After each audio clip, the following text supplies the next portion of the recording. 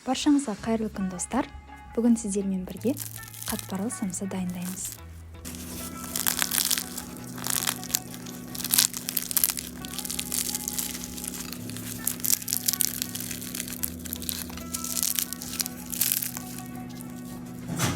Видеоны міндетті түрде соңына дейін қараңыздар, себебі көбісі біле бермейтін өз әдісімен бөлісетін боламын. Ең алдымен самсаның қамырын илейміз.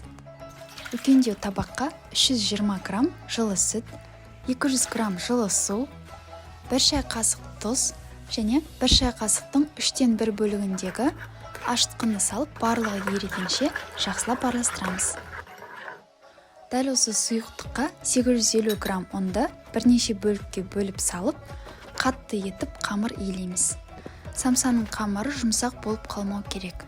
Және де дрожжа қосылып иленген қамырды жарты сағаттан көп ашытуға болмайды. Қамырды осылай қатты етіп илеп болған соң 30-40 минутқа бетін жауып қалдырамыз. Сол уақыт ішінде әр 10-15 минут сайын қамырды илеп отыру керек. Біздің қамырымыз дайын болғанша самсаның салмасын дайындаймыз. Ол үшін бізге керекті заттар 4 картоп, 4 пияз, жарты килограмм ет және 100 грамм құйрық май. Егер картоп пен құйрық май қосқыларыңыз келмесе, тек қана ет пен пиязға жасасаңыздар болады. Бірақ құйрық майды қосуға сіздерге кеңес беремін. Сонда жасап жатқан самсамыз құрғақ болып қалмайды. Пиязды видеодағыдай ұсақтап турап шығамыз. Картопты да 4 бұрышты етіп ұсақтап тураймыз.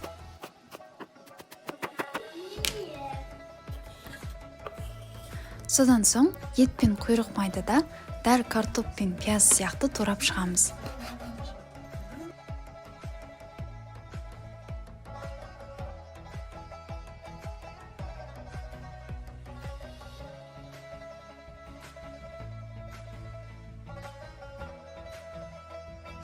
Самсаға қосылатын бүкіл көкөністерді, етті, майды турап болған соң, оларды бір шетке ала тұрамыз. Қамырдың арасына жағуға мен әрқашан ертілген құйрық май мен қолдың сармайын қолданамын. Егер сіздерде мұндай май табылмаса, дүкеннен 82% сармай алып, соны ертіп, самсаға қолдансаңыздар болады. Қамырды осылай 2 бөлікке бөліп, әрқайсысын жайып шығамыз. Қамырларды тым жұқа етіп жаюдың қажеті жоқ, шамамен 4-5 мм-дей қалыңдықта жайылса жеткілікті.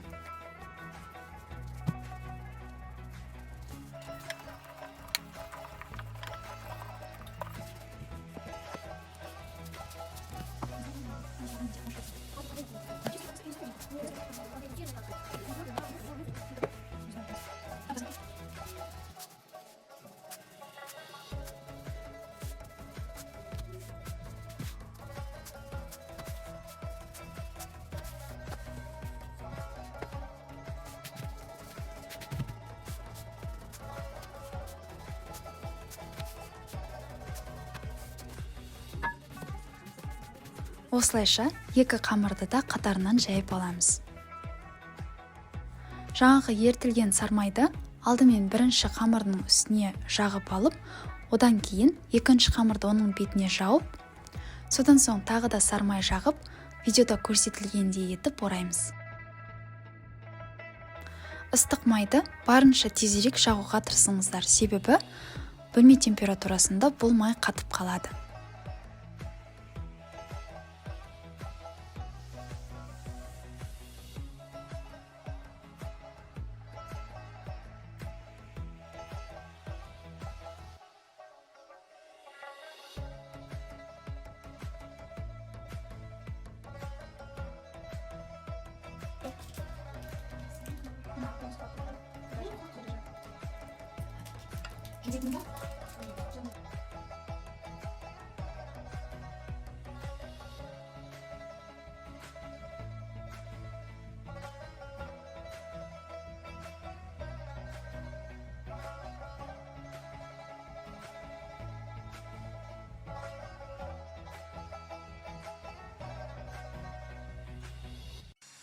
Қамырды барынша тығыз етіп ораңыздар, арасында ауа қалмауы керек.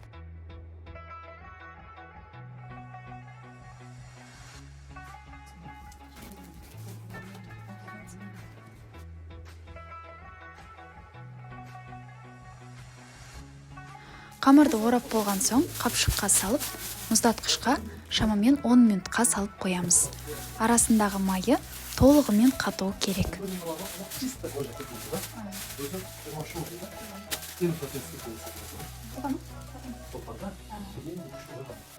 Біздің қамырымыз дайын болғанша, самсаның салмасына дәмдеуіштерін қосамыз. Менде ет тұздалғандықтан 1 шай қасық тұз салдым. Егер етіңіз тұзсыз болса, 2 шай қасық шамасында тұз салсаңыздар болады. 1 шай қасықтың 3-тен 2 бөлігіндегі қара бұрыш, жарты шай қасық зіре және жарты шай қасық кориандр саламыз. Осы аталған дәмдеуіштердің барлығын міндетті түрде қосуға тырысыңыздар, сонда самсаның дәмі өте ерекше болып шығады. Егер үйіңізде аскөк табылса, аскөк салсаңыздар да болады. Барлығын осылай жақсылап араластырамыз, біздің салмамыз да дайын. Біздің қамырымыз мұздатқыштан шықты, енді видеода көрсетілгендей етіп турап шығамыз. Самсаның қамырын мен 2 бөлікке бөліп алдым. Екінші бөлігін мұздатқышқа сала тұрамын, себебі арасындағы майы ерімеу керек. Видеода қамырдың қатпарлы екендігі анық көрсетілген.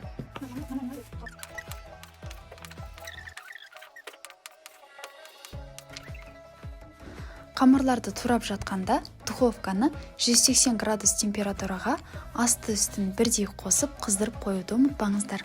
Самсаларды бірден қызып тұрған пешке салу керек. Қамырдың барлығын турап болған соң, 2 жағын ұнға осылай аударып алып, орташа жұқалықта жайып шығамыз. Қамыр қатты жұқа немесе қатты қалың болмауы керек. Қамырларды жайып болған соң, осылай бір-бірінің үстіне қойсаңыздар болады. Олар бір-біріне жабысып қалмайды, әрі беті кеуіп кетпейтін болады.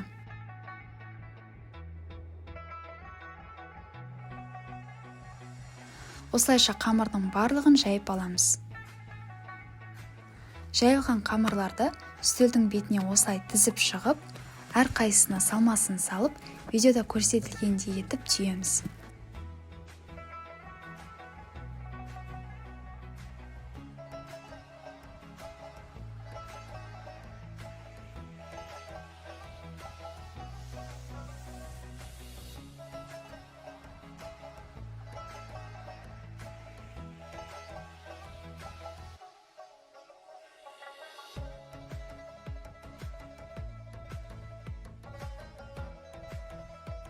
Самсаны түйіп болған соң, оны дастарханның бетінде көп қалдыруға болмайды. Бірден листке салып, бетіне жұмыртқа жағып, күнжіт немесе мак сеуіп шығамыз.